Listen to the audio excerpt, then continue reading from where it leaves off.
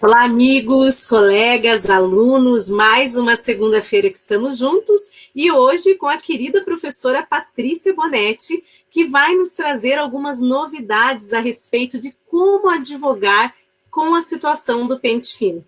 Então, nós estamos agora num momento um pouco mais tranquilo, vivendo aí o isolamento, as questões da pandemia do Covid, mas em breve tudo deve retornar ao normal e eu trago essa noite para conversar com vocês a professora Patrícia Bonetti. Boa noite, Patrícia. Boa noite, Ana. Tudo bem? Espero que esteja tudo certinho por aí. Primeiramente, é um prazer inenarrável, Ana, estar participando aqui hoje desse bate-papo previdenciário. A gente sabe os grandes nomes que passam por aqui, a gente sabe da seriedade desse momento que você abre aqui para a gente ter um bate-papo efetivamente com todas as pessoas que estão aí interessadas no direito previdenciário. Então, para mim é uma honra inenarrável estar aqui com você hoje. Muito obrigada, primeiramente, por tudo. Que bom, Patrícia. Fico bem feliz que você está animada também, porque o povo já está animado aqui do lado, viu? O pessoal já está por aí, né? Pente fino, falou em pente fino, todo mundo aparece, né, Ana? Sim, com certeza. E eu quero já registrar, né? Primeiro, uma boa noite aqui para Maria Aparecida, que tem, sempre está conosco, mas uma boa noite especial para o Giovanni. O Giovanni apareceu. Descobrimos que é um amigo em comum, inclusive, né? Um grande amigo em comum. Boa noite, na verdade, para todo mundo que está aqui com a gente agora e para as pessoas que forem entrando e para as pessoas que vão assistir isso depois, né, Ana? Acho que fica aqui gravado, né? As pessoas conseguem ver depois, né? Sim, e o pessoal aproveita bastante depois. Então, pessoal, uma boa noite, uma boa tarde, aí, um bom dia para você que está assistindo depois. Primeiramente, talvez tenha algumas pessoas aqui, Ana, que ainda não me conhecem, então eu vou fazer uma breve apresentação de quem é a Patrícia Bonetti. Ótimo. Bom, para vocês que não me conhecem ainda, pessoal, prazer. Mais uma vez é uma honra estar aqui com vocês hoje. Eu sou advogada de direito previdenciário. Não sei quem conhece aqui a história, mas eu atuo, Ana, eu costumo dizer que eu não escolhi direito previdenciário, eu fui escolhida por ele. Eu atuo com direito previdenciário desde o meu primeiro ano da faculdade. No meu primeiro estágio ali, com 7, 8 meses ali de faculdade, eu iniciei o meu estágio e esse escritório ele já era 100% previdenciário. Com 4 ou 5 meses ali de escritório, o dono do escritório precisava abrir uma segunda unidade e já no finalzinho do primeiro ano, início do segundo ano de faculdade, eu virei sócia desse escritório. E passei a tomar conta do escritório de advocacia previdenciário na marra, menina, aprendendo previdenciário.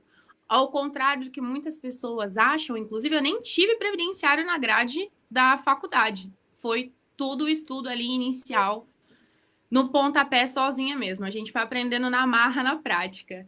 Então, eu atuo com direito previdenciário aqui há um pouquinho mais de 8 anos, atuando nas questões administrativas e judiciais, porque antes a gente só não podia assinar, né?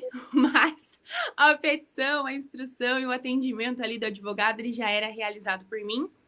Saí da faculdade, fiz a minha especialização em direito previdenciário, quando inclusive eu tive a oportunidade por um convite muito especial que eu recebi dos professores Soderos, né? Sodero pai e Sodero filho, para iniciar ali uma monitoria em direito previdenciário.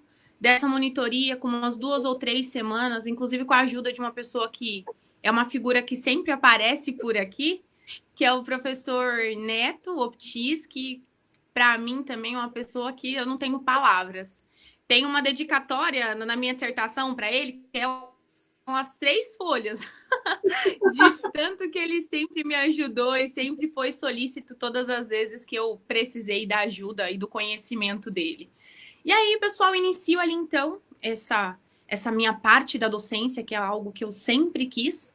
Comecei a dar aula depois dessas monitorias, com umas 2 ou 3 semanas ali de monitoria, comecei a dar aula. E antes de finalizar, Ana, a minha especialização, eu resolvi prestar a entrada ali para a PUC São Paulo, para fazer um mestrado também no núcleo de Direito Previdenciário. Graças a Deus deu tudo certo, entrei e hoje estou finalizando. Aí daqui 2 meses eu faço já a defesa da minha dissertação, que inclusive é sobre a análise biopsicossocial da incapacidade laboral como uma ferramenta garantidora na sociedade de risco. Então, fala bastante sobre benefício por incapacidade. Eu entro nessa questão da revisão dos benefícios, entro nessa questão da análise da revisão dos benefícios, se deve ser feito dessa maneira, como deveria ser feito. A gente traz bastante coisa ali na parte técnica sobre esse assunto. Então, o direito previdenciário, hoje, eu costumo dizer que bem menos que vocês aí que têm bastante tempo, mas hoje eu vivo direito previdenciário, eu respiro o direito previdenciário na parte prática, na parte teórica. Graças a Deus tem dado tudo certo e tenho dado aula aí também em grande parte do país. Então é com muito orgulho que eu estou aqui hoje para falar um pouquinho sobre esse tema que eu gosto tanto. Que ótimo, Patrícia, excelente. Bem, eu te conheci num evento em Fortaleza, né, para o pessoal aqui já ficar sabendo. Já Sim. Naquela data, fiquei com vontade de te convidar, nós combinamos até, né, que assim que tiver essa oportunidade. E no fim a gente vai enrolando, quando eu vi, estava quase fazendo aniversário em julho. Eu falei, não, peraí. Antes do aniversário, né? Nós temos que pegar e combinar antes do aniversário. E aí, então, eu já tinha vontade de te trazer, eu sei que você fala bastante sobre pente fino. Eu vou contar aqui para quem ainda porventura não sabe, mas eu acho que eu já contei tantas vezes que o pessoal aqui que me acompanha sempre já está acostumado. Eu comecei dando aula em previdenciário com processo, né? Eu tinha especialização em processo, mas já na sequência de processo judicial previdenciário, juizado especial, que era a parte que eu entendo, até hoje entendo muito dessa parte recursal. E aí eu fui convidada pelo Mário Kendi, que é do Previcalc, para começar a dar um curso de benefício por incapacidade. Então eu dei por mais de 5 anos o benefício por incapacidade e atuava muito no meu escritório, né? Ainda quando advogava, hoje eu não advogo mais, mas ainda quando advogava, lá no escritório, eu ficava responsável por esse setor. Então eu também sou esposa de médico, então acaba que você se aproxima muito dessa questão Sim. da incapacidade, gosta de estudar. E depois, quando fui para a área empresarial, acabo atuando muito com essa questão de saúde e segurança no trabalho. Então, é uma área que eu particularmente gosto muito também. Então, eu sempre acompanho as notícias que você coloca, acompanho os seus comentários lá, e acompanhei tua palestra lá em Fortaleza e falei, não, vamos trazer, né, para trazer para os nossos convidados também essa visão mais prática que você tem, que eu gosto muito, Patrícia, essa visão, assim, eu diria o seguinte, você falou, não sou né, dos mais antigos aqui, mas eu acho que tem que ter essa renovação, essa oxigenação também dos professores, e é bacana a gente descobrir que as pessoas, os jovens, eles trazem também uma jovialidade, uma leveza para dentro dessa praticidade do direito, e eu vejo muito isso nas suas postagens, e eu gosto muito disso. Acho que a gente tem que valorizar esse novo olhar também sobre as questões de incapacidade. E eu vou começar, Paty, a gente já combinou, né? Não temos essa formalidade. Não tem formalidade. Professora, né? Eu vou começar, então, porque nós temos aqui vários seguidores, desde o pessoal que já atua há muito tempo até o pessoal que está começando. Perfeito. Dentro do pessoal que está começando, muitos alunos nossos da pós-graduação. E eu quero começar, então, contigo, para a gente começar, assim, bem do básico. Primeiro, o que é o pente fino? Por que existe o pente fino? Quem que ele vai... para quais são as pessoas, o objetivo do pente fino? Quem que ele vai atingir? Eu passo a palavra para você falar um pouquinho para o pessoal sobre isso. Tá ótimo. Essa questão do pente fino, Ana, é algo bem interessante, porque quando a gente começa a falar de pente fino, pessoal, a gente já faz... A nossa visão, ela já remete para revisões de benefícios de maneira arbitrária. Né? Eu acho que quando chega um segurado, e aí sempre alunos perguntam para mim, ou advogados que estão iniciando, ou mesmo que já atuam há bastante tempo, fala de pente fino previdenciário, a pessoa já remete isso a um pensamento negativo, porque é a primeira coisa que vem. A gente vai discutir aqui ao longo do nosso encontro que nem sempre, na verdade, esse pente fino, que nada mais é do que uma revisão nesses benefícios por incapacidade, a gente teve aqui 2 momentos dessa revisão. A gente teve um momento muito grande em 2017, depois um momento ainda mais revolucionário, ainda maior em 2019, mas de maneira simples, pessoal, esse pente fino previdenciário ele é uma revisão em benefícios por incapacidade, e aí a gente vai diferenciar aqui algumas datas ou alguns pré-requisitos para que seja reanalisado, mas nada mais é do que chamar aqueles segurados que estão gozando de benefício por incapacidade para reavaliar a persistência ou não da incapacidade laborativa. A gente costuma dizer, inclusive, eu costumo falar isso bastante, Ana, que Antes, quando a gente aposentava um segurado por invalidez, a gente, principalmente, acho que todo mundo, né, já falou essa frase em algum início aí da sua advocacia. Quando aposentava o segurado por invalidez, tinha aquela irreal sensação de que aquele benefício agora ele não seria mais cessado. E por um bom tempo, a gente não tinha essa instrumentalização de fazer essa revisão. Então é algo interessante porque a possibilidade da revisão em benefícios por incapacidade ela existe desde sempre.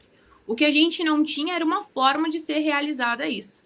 Então não se tinha um instrumento efetivo, o que, na minha opinião, a gente ainda não tem, talvez não na maneira correta, mas é um instrumento efetivo para fazer a reanálise da persistência ou não da incapacidade.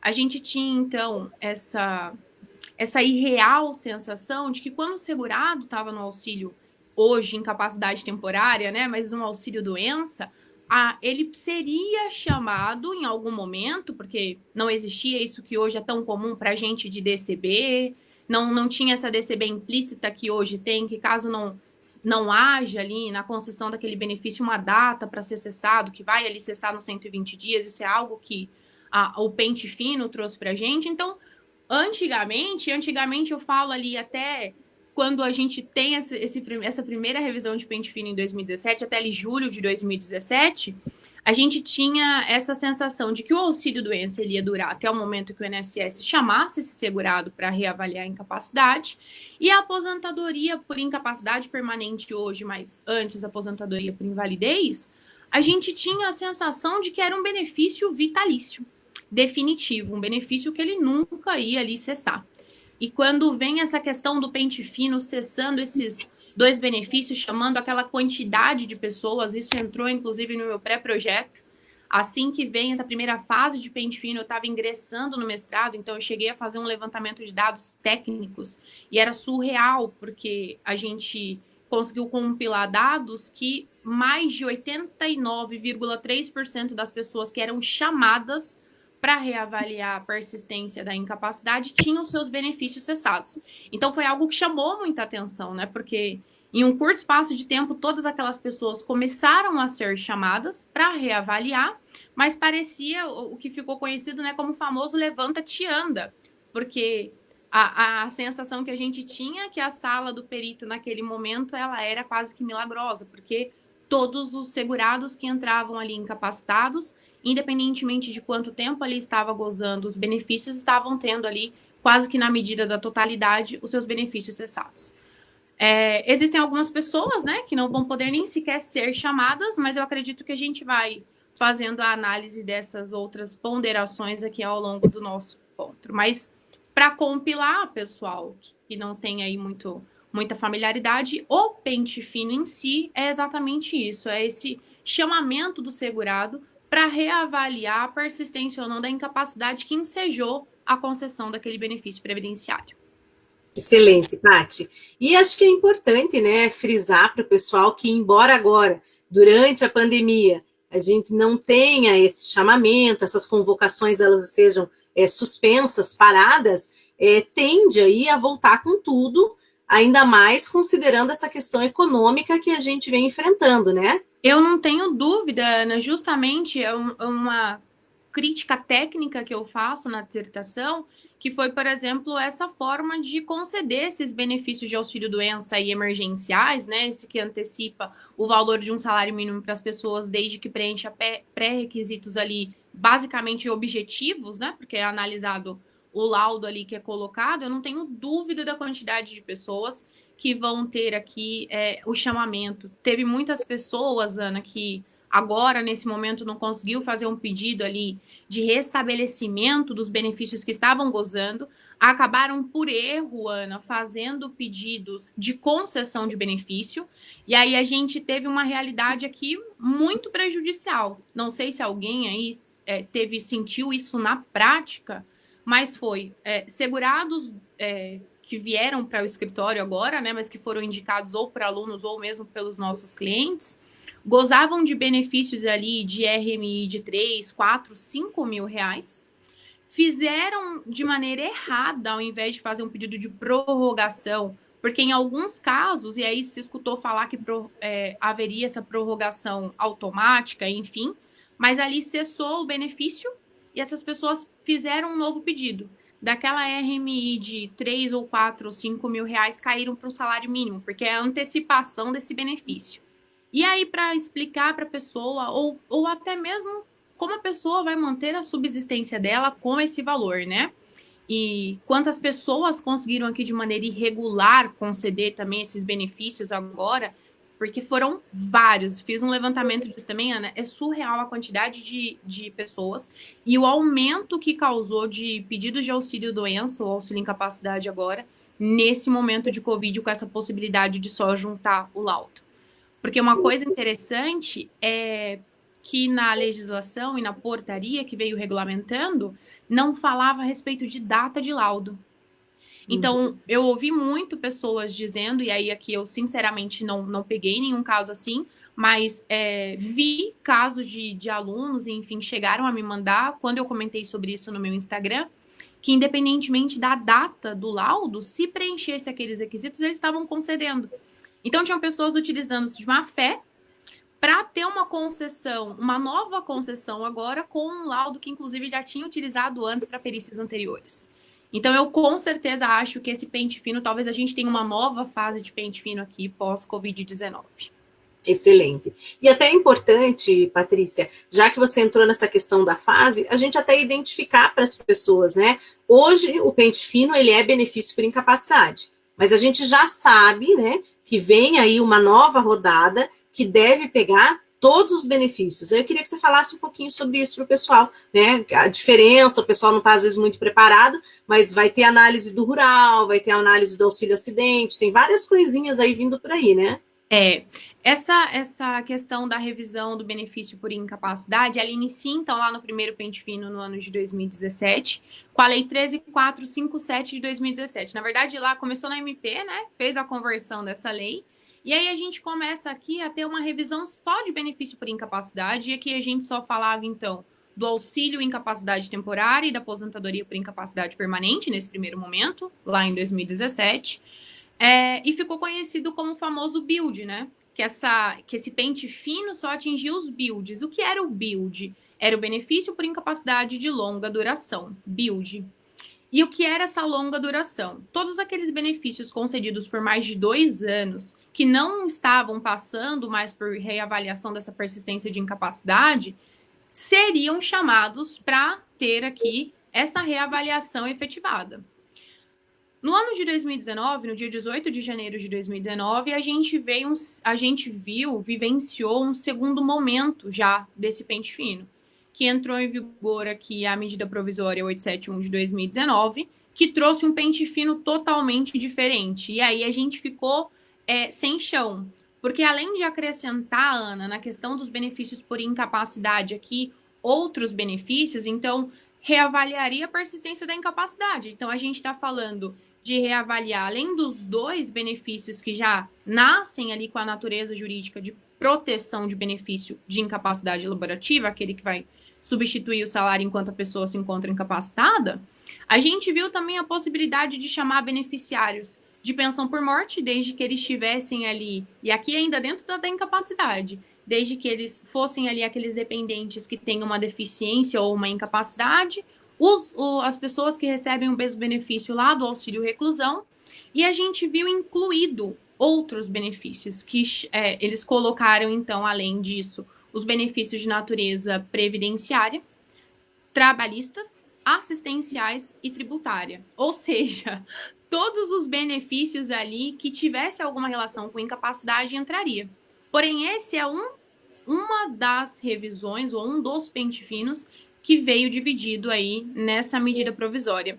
Lembrando até, pessoal, que essa medida provisória foi convertida no dia 18/6 na Lei 13.846 de 2019.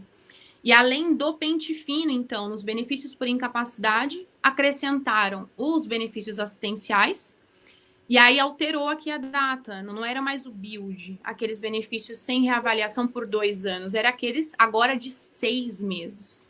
Uhum. No primeiro pente fino, a forma de chamar esse segurado para fazer essa reavaliação era por meio de uma carta registrada, agora é uma carta simples, ou seja, a gente viu várias pessoas que estavam com o sistema, com os dados no sistema do INSS desatualizados, tendo os benefícios suspensos ali, elas só sabiam no momento que ia receber o seu pagamento no banco e percebia que não tinha mais benefício, porque estava desatualizado, carta simples, enviou, a pessoa não apresentou a defesa no prazo estipulado pela legislação, acredito que a gente fala sobre isso mais para frente, não conseguiria mais fazer ali a sua defesa, estava sem benefício. Só que além desses de incapacidade, todos os outros benefícios entrariam aqui para ser revisados e verificar se houve algum indício de fraude ou de irregularidade na sua concessão. É engraçado? Não, pode falar, pode falar. Perdão. Eu ia fazer só uma colocação, eu ia pedir para você diferenciar para o pessoal, assim, porque na ação judicial isso vai fazer muita diferença depois. Eu queria que você diferenciasse para o pessoal, principalmente aquela situação. Uma coisa é a pessoa que estava há muito tempo, foi esquecida num benefício por incapacidade, por exemplo, e aí a gente tem várias considerações a respeito disso, mas ela estava dentro de uma legalidade. Outra coisa é aquela pessoa que realmente ela é pega numa situação de ilegalidade, como é o caso, a pessoa que volta a trabalhar, que existe uma denúncia, alguma coisa assim. E eu queria que você explicasse para o nosso público, principalmente, a diferença que esse peso tem, né, de quem está na legalidade, quem está numa possível ilegalidade, para a defesa. Como é que eu defendo na via administrativa, depois mesmo na via judicial? Aí eu queria que você falasse um pouquinho sobre isso. Perfeito.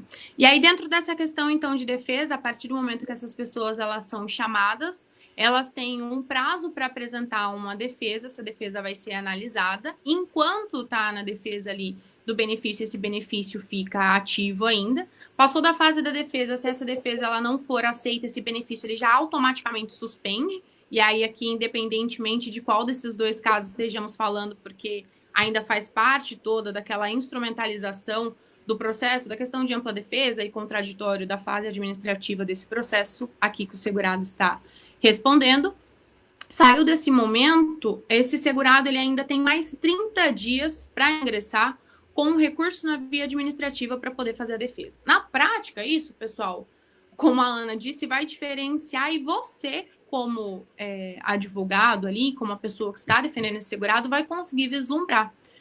Porque a gente vai ter alguns reflexos se isso for por má fé ou se isso for por boa fé, se realmente era um benefício que era para estar cessado, mas porque o INSS não fez ali o chamamento desse segurado, ou se era um benefício que passou, mas a persistência desse benefício ele já era irregular, como a Ana sugeriu aí, algumas situações, por exemplo, retorno ao trabalho, ou enfim. Dentro desse caso, a gente tem todas as questões, inclusive, de devolução de valores. A gente sabe aqui que no direito previdenciário não há que se falar em parcelas prescritas quando a gente fala de má-fé do segurado aqui na concessão ou até mesmo na continuidade aqui da concessão desse benefício. E, na verdade, aqui o grande problema prático, Ana, quando o segurado está de boa fé, é a prova disso, né? Como fazer todas as comprovações dentro desse caso. E aí, pessoal, fez toda essa parte administrativa, a gente, é claro, consegue ainda ir para o judicial para fazer a defesa desse segurado. Tem muitas pessoas, inclusive, que quando sai aqui desse pente fino, e às vezes realmente o segurado passa no pente fino, o benefício dele é cessado indevidamente, porque ainda persiste uma incapacidade que impede ele de trabalhar, seja naquela atividade habitual, ou seja em qualquer outra que possa garantir sua subsistência, ou é o caso do segurado realmente que não mais tem nenhuma incapacidade. Ou ele consegue voltar a exercer aquela atividade que ele exercia antes de iniciar essa incapacidade, ou uma outra que possa garantir igual subsistência. E a gente tem vários meios hoje de fazer, inclusive, valer esse período e conseguir um outro benefício que, a depender do planejamento que a gente faça aqui no planejamento previdenciário, pode ser até mais vantajoso para esse segurado aqui, inclusive. Excelente, Paty. E até eu vou registrar aqui a presença do nosso professor, o João Batista Pitts Neto. Você falou dele, ele está aí, ó. Ai, que bom, que bacana ter você aqui. Ele sabe o quanto eu sou fã, não posso nem falar muito, porque daí ia rasgar muita seda, mas esse cara, ele é sensacional, gente.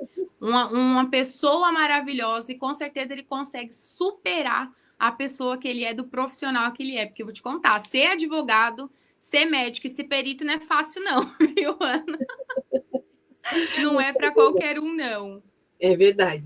Não é fácil, eu tenho certeza. E o Neto é muito esforçado, né? Eu sou suspeita para falar, porque a gente tem aí vários projetos juntos. Mas deixa eu aproveitar e mandar também um grande abraço para a Nayara, que está sempre conosco, a Nayara, nossa aluna, para a Vanessa, a Viviane, nossa coordenadora, e mandar um grande abraço para a Viviane, que é nossa coordenadora do Rio Grande do Sul, a Bruna, que é a nossa coordenadora de Santa Catarina, a Bruna dá aula também de recursos, né, no CRPS, vai me substituir na pós agora. Ai, Então, que bacana. os alunos em breve vão ver que a Bruna vai substituir minha aula de recursos, então, com muito gosto, inclusive, a Bruna está bastante tempo dentro do CRPS, já desde a época que eu estava lá também. Então, a Bruna já teve uma grande experiência aí, mandar um grande abraço para ela, em breve. Um grande beijo para todo mundo aí. Uma coisa interessante que a Viviane colocou aí, que você falou, é aquilo que a gente falou no início, né? As pessoas questionam muito a questão da aposentadoria por invalidez porque pensam que ela é vitalícia. Para fazer uma distinção disso, menina, de maneira técnica e para achar um termo, porque todos os termos que você acha realmente dá a entender que é um benefício que não vai ser cessado. Você tenta achar ali sinônimos de incapacidade permanente ou da permanência dessa incapacidade, tudo te leva a um definitivo, vitalício, que é imutável. E na verdade não é, né? Ou a gente tem que associar esse termo a realmente a existência da incapacidade. Ela é permanente enquanto a incapacidade permanecer. Ela é definitiva enquanto a incapacidade for algo que realmente é ali existente na vida do segurado. Porque, felizmente falando, né, Ana, professor, mais uma pessoa sensacional entrando aí. Mandar um abração para o Sérgio também. Professor Sérgio. Mas essa questão, as pessoas têm que entender que, felizmente falando, todas as incapacidades, em dado momento, ela pode evoluir a ponto de talvez não incapacitar mais a pessoa. A gente tem uma falsa sensação, e eu tenho um mentor hoje em benefícios por incapacidade, que eu ensino a prática, desde do atendimento do segurado até o recurso na última instância no judicial, e mostro como a gente monta uma petição inicial, como faz a instrução desses documentos, Ana, e eu vejo muita dificuldade das pessoas como advogado, e eu tenho certeza que muitas pessoas que estão aqui vão concordar com isso que eu estou falando, que a gente é muito apegado às doenças que o segurado tem. A gente é acostumado a falar sobre doença, doença, doença, e que essa doença incapacita, e que essa doença frente ao exercício laboral é impossível da pessoa exercer a atividade que ela tem, mas não é a doença que gera direito ao benefício, né? Essa doença, ela precisa encadear aqui alguma incapacidade para o exercício da atividade laborativa desse segurado. Aqui o Neto até fez uma ponderação, vou fazer a leitura aqui, ele falou, olha, por isso que o melhor termo é incapacidade por tempo indefinido, né? Por não ser previsível ali o tempo de recuperação. Embora essa questão do indefinido já gerou, né, antigamente, muita discussão sobre isso. Mandar um grande abraço também, Patrícia, estou na fase dos abraços aqui, para Manuela, né, Lebar Benchon, que é nossa professora também de Direito Internacional, de tratados, todas essas questões, grande abraço para ela, minha conterrânea aqui de Curitiba, amiga querida. Não podemos tomar café, né, Manuela? Ai, tá difícil a gente poder se encontrar, tomar nosso café. Mas quando forem tomar café, me chamem. Se tudo der certo, acho que a gente vai poder em breve, quando tudo isso acabar, né? Tomara a Deus, né, gente? Estamos todos ansiosos para isso tudo acabar, né? Eu vou convidar ela e você, então, para um café virtual, que esse a gente consegue realizar muito rápido. Mas antes de partir para as outras perguntas, eu já vou fazer a pergunta aqui da Viviane também, eu quero aproveitar dentro desse tema que você estava tratando, e a gente não esquecer de falar também do benefício que pode passar por pente fino, que é o benefício concedido na ação judicial. Esse dá muita discussão, inclusive dá, assim, eu diria, discussões homéricas a respeito disso. Eu queria que você falasse um pouquinho disso também. Acaloradas essas discussões, né? Inclusive, quando isso tudo começou, Ana, eu lembro o quanto eu fui estudar essa questão. E tudo começou fazendo o levantamento a respeito do princípio do paralelismo das formas e que uma decisão administrativa não poderia ali cessar um benefício concedido no judicial. Eu lembro que assim que tudo isso começou, as pessoas questionavam, mas é um benefício judicial, não é um benefício administrativo. A gente conseguiu uma aposentadoria lá no judicial, eu tenho uma sentença transitada em julgado. Não é possível que eu possa ter ali um benefício cessado depois de ter passado por toda a fase processual e ter comprovado ali essa incapacidade permanente, enfim. Pessoal, nas duas fases de benefício, e principalmente essa última agora do ano de 2019, com a MP 871 convertida na 13846, ficou essa questão, infelizmente, decidida que mesmo os processos que foram decididos na fase judicial, eles poderiam ser reavaliados a qualquer tempo ao chamamento do INSS. Então, a qualquer tempo, desde que, claro, respeitado ali. E aí eu acho que já vale aqui fazer a ponderação, Ana, de quem são as pessoas, porque eu acho que eu vi aqui, acho que o Ricardo comentou algo nesse sentido, de quem seriam as pessoas, então, que não poderiam ser chamadas. Porque junto com esse pente fino, a gente fala, né? Eu, inclusive, tive a falsa impressão de que no ano passado nós não teríamos reforma da Previdência, apesar de todo o murmurinho inicialmente, porque essa medida convertida em lei, ela já foi uma mini reforma, ela mexeu em tanta coisa que a gente teve uma falsa impressão em janeiro de que não teria nada. E aí, em 20 de fevereiro, me vem a PEC 6 de 2019 para colocar aí ainda mais empecilhos, né? Mas dessas pessoas todas, pessoal, que tem ali os seus benefícios concedidos administrativa e judicialmente, as únicas que não poderão sequer ser chamadas, então não é nem questão de ter o benefício cessado após passar numa reavaliação da persistência ou não da incapacidade, que elas não podem nem ser chamadas. São ali os segurados que têm mais de 60 anos, aposentado pela incapacidade permanente a qualquer tempo, a pessoa que tenha mais de 55 anos de idade com 15 anos em benefício. E aqui começa uma loucura, Ana, porque a gente viu, principalmente acho que na primeira fase do pente fino, auxílios doenças cessados depois de 15, 18, 20 anos. E aí eu vi muitas ações, inclusive nesse sentido, pedindo a não cessação, dizendo da ilegalidade dessa cessação, ou até ingressando com mandado de segurança, juntando esse dispositivo legal. Eu acho mesmo que falta alguma coisa ali no entendimento, pessoal. Mas essa questão dos 55 anos com os 15 anos em benefício, eles podem até somar o benefício de auxílio-doença, hoje auxílio incapacidade temporária, gozado anterior à data dessa aposentadoria. Mas, no momento do chamamento aqui, necessariamente a pessoa precisa estar aposentada e ter os 55 anos. Quantas pessoas a gente viu ali na fase de completar a idade ou de completar o tempo sendo chamado por questões de dias ou meses ali, justamente porque depois disso a gente não conseguiria mais reavaliar essa incapacidade. Pois bem, ainda no ano passado, assim que a gente tem essa conversão, então, na 13846, em seguida, Ana, a gente teve a 13847, que veio falando de mais uma pessoa que não poderia ser chamada aqui para reavaliação da persistência da incapacidade, que foi as pessoas que eram portadoras do vírus HIV/AIDS. E, de novo, a gente viu muitas questões sendo levantadas de, novamente, as pessoas confundirem a obrigatoriedade da concessão de uma aposentadoria para quem era portador dessa patologia. E o que não é isso, a legislação fala que a pessoa que está aposentada e que possui essa patologia não vai poder ter o benefício cessado, mas o fato de ter essa patologia não significa que vai aposentar essas pessoas. E eu, inclusive, Ana, aproveito que estou aqui num canal onde tantas pessoas vão vão ter o conhecimento, vão ter o acesso a essa aula, para dizer que eu tenho feito e tenho acompanhado alguns amigos de escritórios grandes e renomados previdenciários, inclusive, fazendo o pedido de aplicação análoga desse tipo de patologia, dessa patologia que tem uma consideração muito grande social, de maneira análoga para aplicação em outras patologias parecidas com essa. E tem algumas coisas que parece que vai subir aí, que vai dar certo. Então, talvez, quem sabe, a gente não tenha aqui, inclusive, alguma novidade nesse sentido protetivo, né? Essas seriam, então, as únicas pessoas que não poderiam ser chamadas para reavaliar essa persistência de incapacidade. Até vou aproveitar, Patrícia, eu vou fazer só um comentário que o Ricardo colocou, para ir mais com a minha área, mas que eu acho que até cabe aqui nessa colocação que ele fez.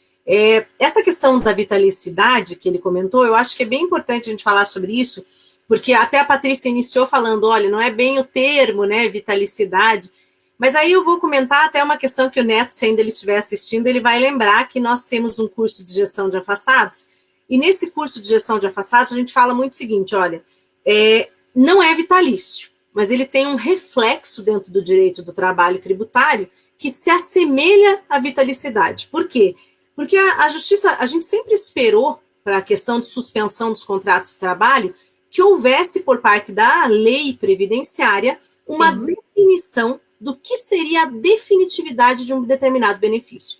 E então a legislação trabalhista, ela falava o seguinte, olha, ele suspende o contrato de trabalho até que a legislação previdenciária esclareça qual é o conceito de definitividade.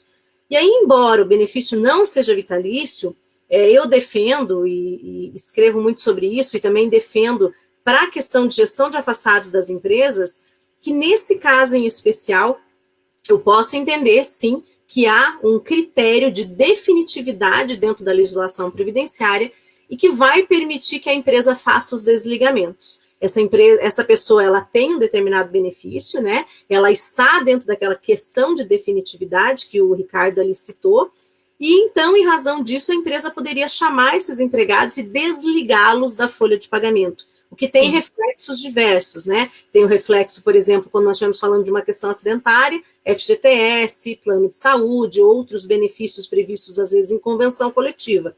E quando não se trata exclusivamente do benefício acidentário, mas a retirada daquele empregado da folha, já que sobre a folha recaem todas as questões patronais, então muitas vezes a empresa pretende esse desligamento. Então essa é uma questão que a gente trata muito, eu e o Neto, num curso que a gente dá juntos de gestão de afastados. Então é só para comentar aqui, que eu acho que é bem oportuno, porque às vezes fica uma dúvida, né? Quando apareceu essa questão de quem não pode ser chamado, isso também trouxe ali uma luz para uma outra questão dentro da seara trabalhista tributário também.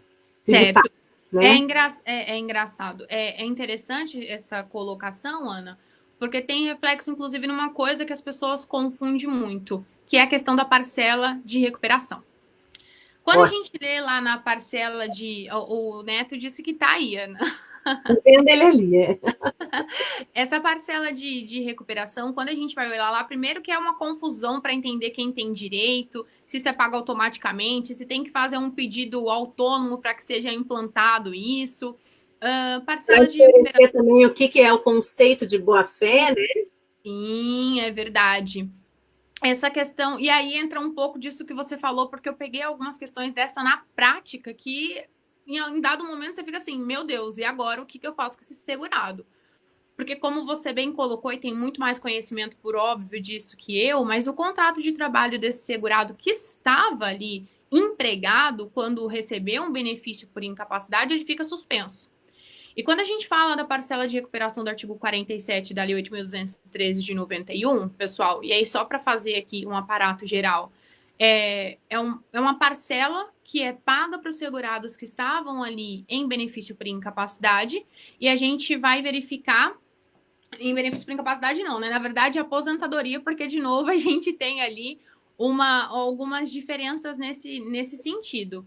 Mas são benefícios, então, ali de as aposentadorias por incapacidade permanente que são cessadas.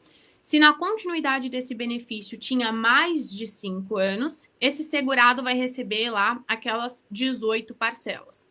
E aí tem até uma questão que ele fala a respeito de se for total, né? Porque se for parcial, a gente consegue talvez até discutir qual das duas parcelas que esse segurado teria direito, se mesmo que com menos de 5 anos, se é uma recuperação parcial, será que a gente não conseguia, então, ali o recebimento daquelas 18 mensalidades ao invés das 5, mas isso é um pouco mais complexo, a gente deixa para um bate-papo específico só para falar sobre isso. Mas os segurados que estavam ali recebendo um benefício de incapacidade permanente, pessoal, quando eles têm aqui, são chamados para reavaliar. Olha quem chegou, seu orientador. Ah, olha só quem está aí. Mandar o meu orientador. Amigo querido e, além de tudo, homenageado do Congresso desse ano, né, Miguel? Tô sabendo, tudo certo. Miguel, eu já estou voltando para a dissertação, nada de brigar comigo. Deixe bem claro. Ele vai me perguntar aqui, ó. Ela parou a dissertação para fazer o bate-papo, né, Miguel? Ana, do lado aqui, se a gente pudesse espelhar, vocês iam ver que está aberta mais uns 10 Word de dissertação aqui.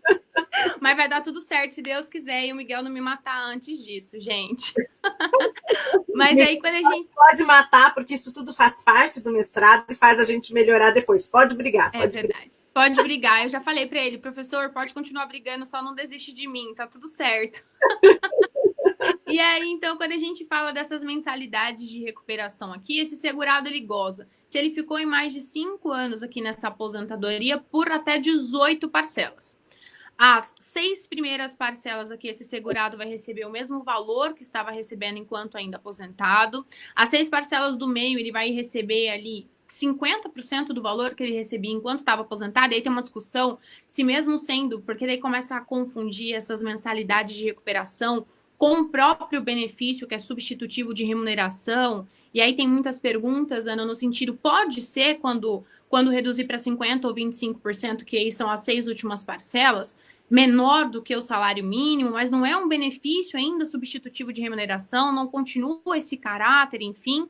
E aí pode, pessoal, já esclarecendo, quando a gente tem aqui as reduções, então 6 primeiros meses, nesses 18 meses, os 6 primeiros são 100%, os 6 meses do meio é pago 50% do valor que o segurado recebia enquanto aposentado, e os 6 últimos, apesar da legislação falar de 75% e às vezes confundir um pouco, tira 75% do valor do benefício e o que sobra, então, das 6 últimas parcelas são 25% daquele valor.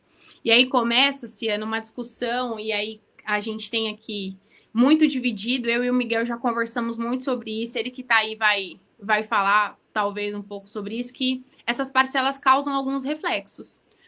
Porque lá, aí, isso é quando o segurado gozou mais de 5 anos. Quando ele goza desse benefício por menos de 5 anos, a legislação fala que ele terá direito a essas parcelas tantos meses, quantos forem os anos.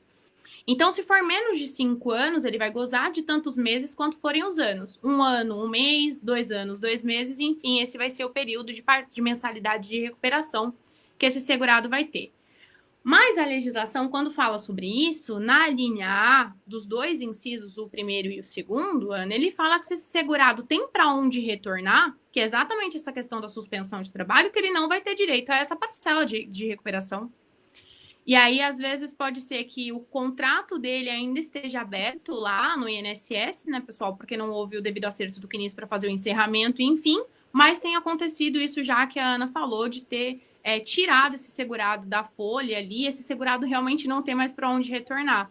E aí a gente precisaria ainda fazer uma segunda defesa para esse segurado nesse pente fino, Ana, para comprovar que ele não tem para onde retornar e então ter direito subsidiariamente a essas mensalidades de recuperação. Que é uma outra questão interessante. Uma outra coisa que eu conversei muito com o Miguel é o reflexo disso para a qualidade de segurado no período de graça. E aí eu lembro que foi uma discussão bem interessante, porque eu cheguei a conversar para ele, eu apresentei isso, né, num dos seminários de benefícios lá no mestrado, e eu cheguei a perguntar sobre isso. E aí o Miguel me falou exatamente assim, eu me recordo como se fosse ontem. Qual que é o caráter que você enxerga dessas mensalidades de recuperação? O que você enxerga sobre a mensalidade de recuperação? E no meu ponto de vista, é um recolocamento social dessa pessoa, né? É como se o INSS estivesse dizendo, olha, você ficou muito tempo em benefício, talvez você precise de uma recolocação social, laboral, enfim, tecnológica, inclusive, a depender de qual exercício laboral essa pessoa exercia e quanto tempo isso faz, para ela conseguir se reerguer, se reachar ali, então paga-se essas mensalidades de recuperação. E quando a gente sabe que o período de graça lá do artigo 15 fala que quando cessado um benefício, nesse segurado, ele vai ter ali 12 meses contado de acordo com o parágrafo 4º para manter a sua qualidade de segurado. Deixa eu aproveitar, espera aí, Patrícia, só fazer uma propaganda aqui, ó, que o Miguel, ele passou um pedaço do isolamento atualizando o livro dele, né? Eu estava acompanhando os bastidores aí, comentando alguma coisa ou outra, sempre sabendo o que ele estava fazendo. E aí, né, Miguel, nessa nossa impossibilidade de sair de casa, e aí eu estou escrevendo o manual de benefício de custeio. Ouvi isso, tô doida para que ele saia, Ana. Não, nem me fale, tá quase. E o Miguel tá aí terminando dele, que é uma bíblia, né? E aí ele tá dizendo o seguinte, que ele trata da definitividade. Eu tô louca para saber o que você trata no teu livro, Miguel, para ver se tá batendo com o que eu trato do meu. Muito interessante, porque essa questão é Se a muito gente vai legal. acertar ou se a gente vai se desacertar nesse tema. E aí, né, claro, né, eu aqui com o pé na prática, pró-segurado, eu falei, cheguei a comentar isso com o Miguel. Eu falei, Miguel, mas quando a gente fala em parcelas de recuperação, a gente vê entrando ali como salários de contribuição daquele segurado, aquelas mensalidades todas, né? A gente não poderia, então, iniciar o período da contagem de graça a partir desse último recebimento dessa parcela aqui de recuperação, e aí ao invés desse segurado ter esses 12 meses da DCB do benefício, pessoal, que é uma outra coisa que é muito corriqueira da gente ter essa dificuldade de entender, né? Porque o benefício está cessado. O benefício ele tá indeferido, né, Ana? Quando esse segurado ele passa lá na reavaliação, das duas, ele não tem uma terceira forma, uma terceira opção. Ou o benefício dele vai ser concedido e vai ser dado o direito de continuar, ou o benefício dele vai estar indeferido e cessado. Sim. A partir desse momento que ele passa na perícia, o benefício dele está cessado e ele continua tendo apenas o direito às mensalidades de recuperação. E aí, inclusive, Ana, deixa eu perguntar a sua opinião, porque eu já discuti isso com o Miguel. Na sua opinião, uma ação para retornar esse benefício seria uma ação de restabelecimento ou de manutenção de benefício? Bem, eu estou aqui pensando, né? Considerando que eu considero a mensalidade. O Miguel até jogou ali, a gente acabou passando, eu não falei. O Miguel falou: olha, falem da natureza. Eu considero a natureza da mensalidade de recuperação totalmente indenizatória. Eu não considero mais uma natureza previdenciária, acho que ela tem, dentro da seguridade, da questão de seguro, uma questão indenizatória. Certo. E você perguntou se você entende que é uma nova concessão ou uma manutenção?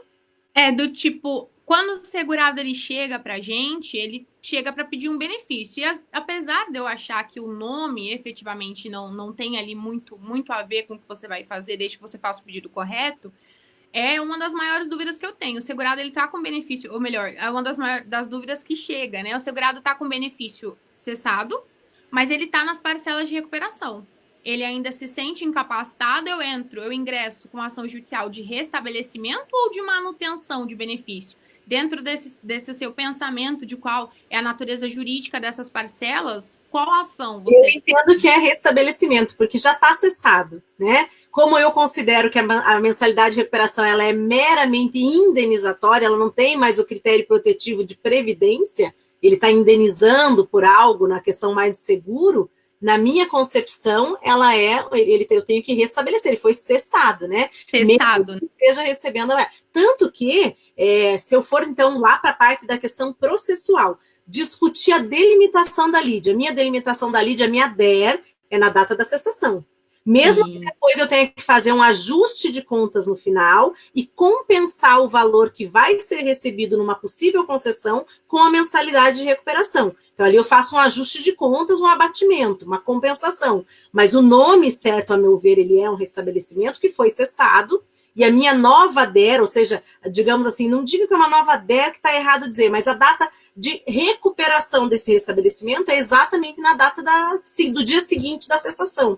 Né? Fiquei mais feliz agora, então, porque você seguiu o mesmo raciocínio que eu tenho com respeito a isso. Conversei bastante com isso com o Miguel. Apesar de ter muita divergência, incrivelmente, Ana, tem muita divergência nesse sentido e tem muitas pessoas que pensam que é uma manutenção porque existe ainda um benefício ali, de certa maneira, que está ativo.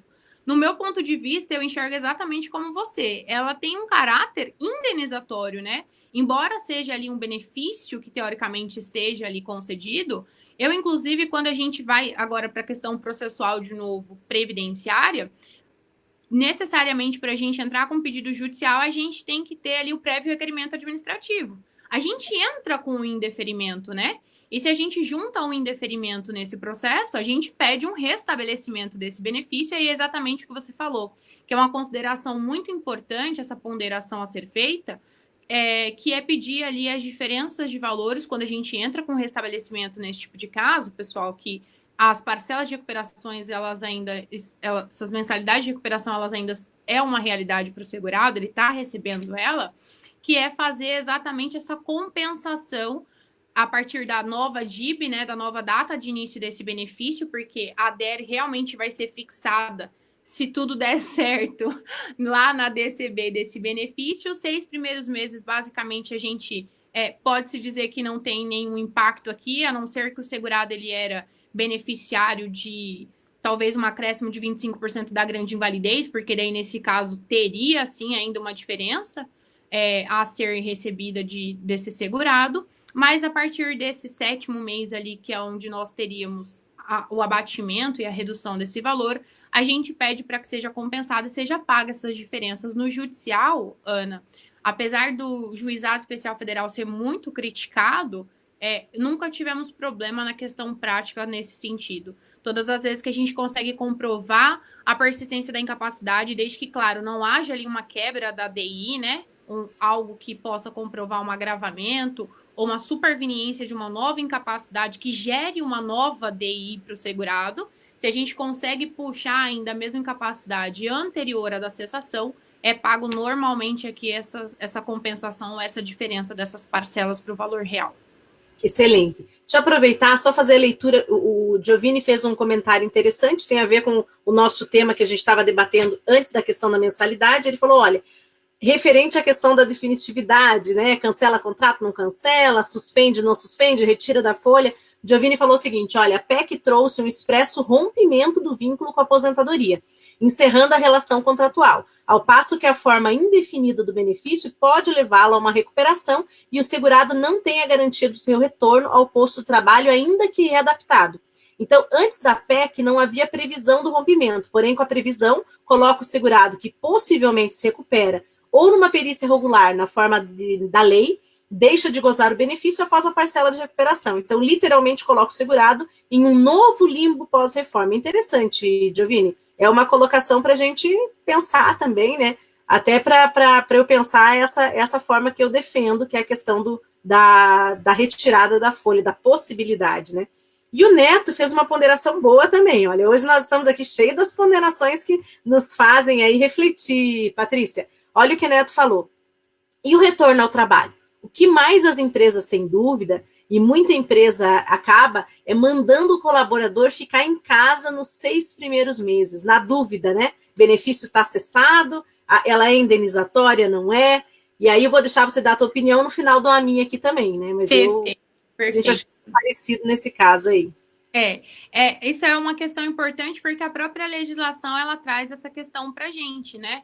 Apesar de lá a linha A, ela prevê que caso o segurado tenha para onde retornar, ele não terá ali direito ao recebimento, ele pode retornar de imediato.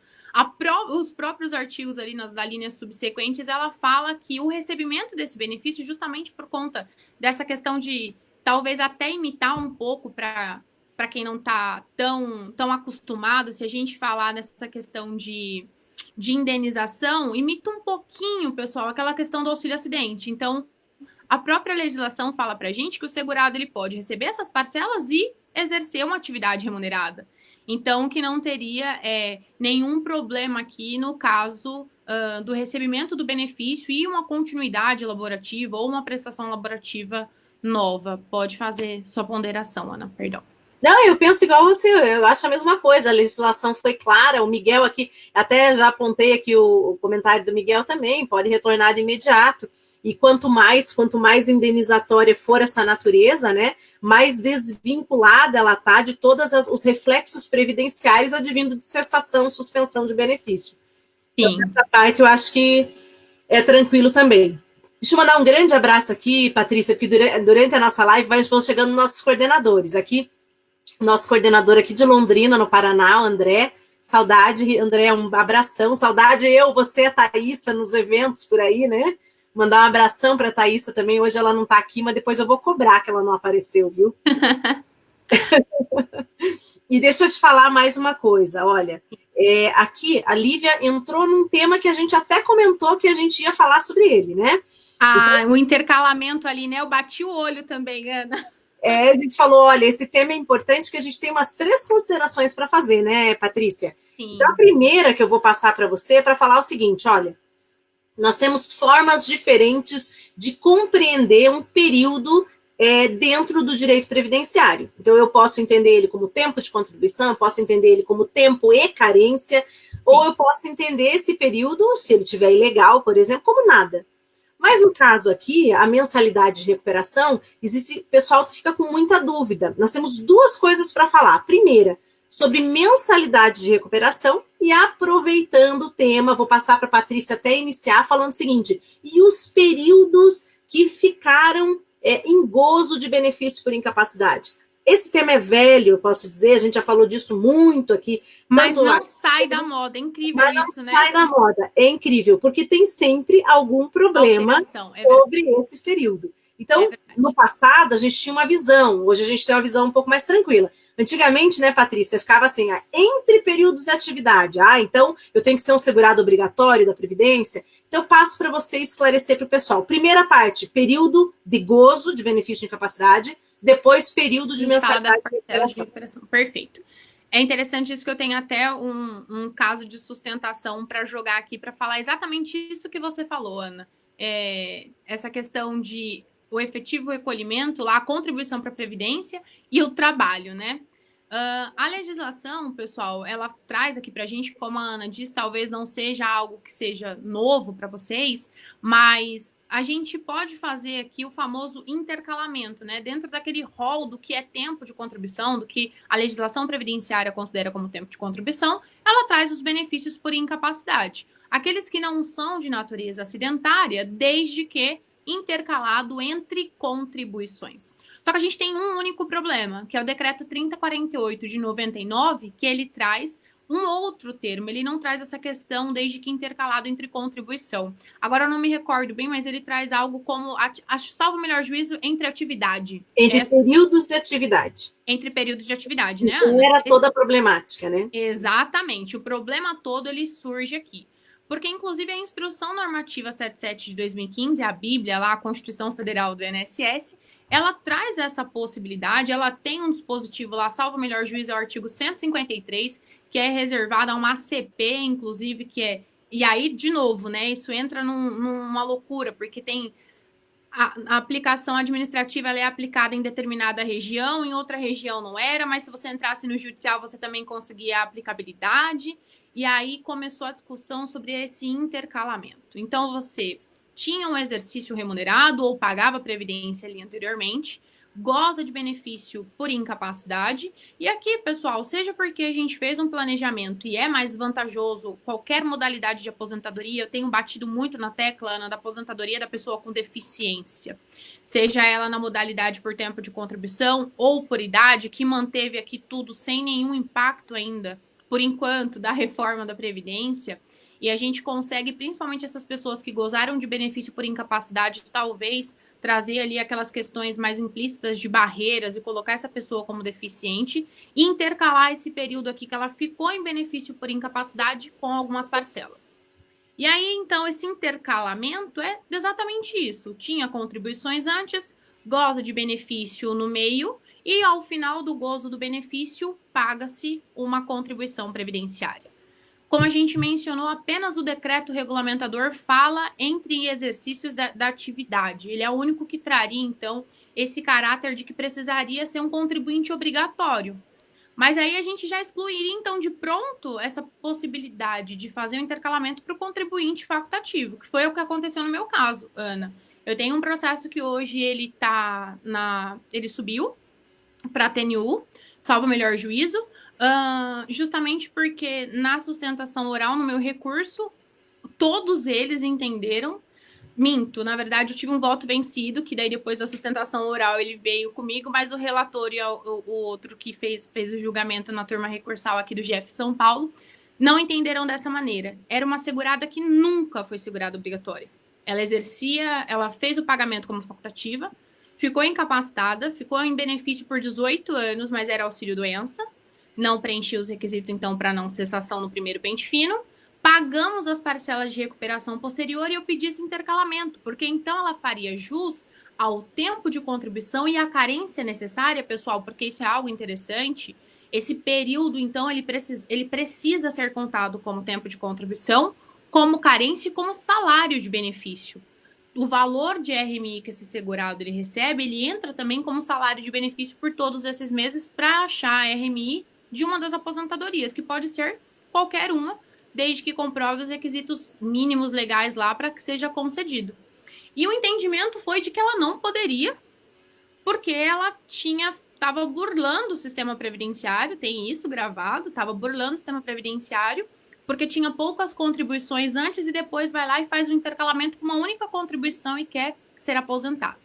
Então, eu acho, Ana, que apesar de todos esses ganhos que a gente tem, a gente ainda vai enfrentar. A gente tem algumas novidades, inclusive, para compartilhar com vocês, mas tem dúvidas, Ana, nessa questão prática do tipo, mesmo que perdeu a qualidade de segurado, eu posso ainda intercalar? Eu tenho um período para intercalar? E a legislação não fala isso para gente. A legislação fala desde que intercalado. E intercalar é ter contribuição antes e depois. O termo contribuição, pessoal, ele abarca todos os segurados previdenciários. E agora, principalmente, a gente tem a portaria 12, né, Ana, que saiu agora, e algumas outras questões que saiu na semana passada da TNU, correto? Isso, a gente tem a portaria 12, né, do INSS, que vem trazendo uma realidade que foi conseguida em ação civil pública, e ela vem colocando uma pá de cal nessa ideia da obrigatoriedade da contribuição obrigatória. E aí a gente pode também aceitar a contribuição facultativa. Isso facilita a vida de muitas pessoas, porque aquilo que nós estávamos comentando antes da live, nós duas, né?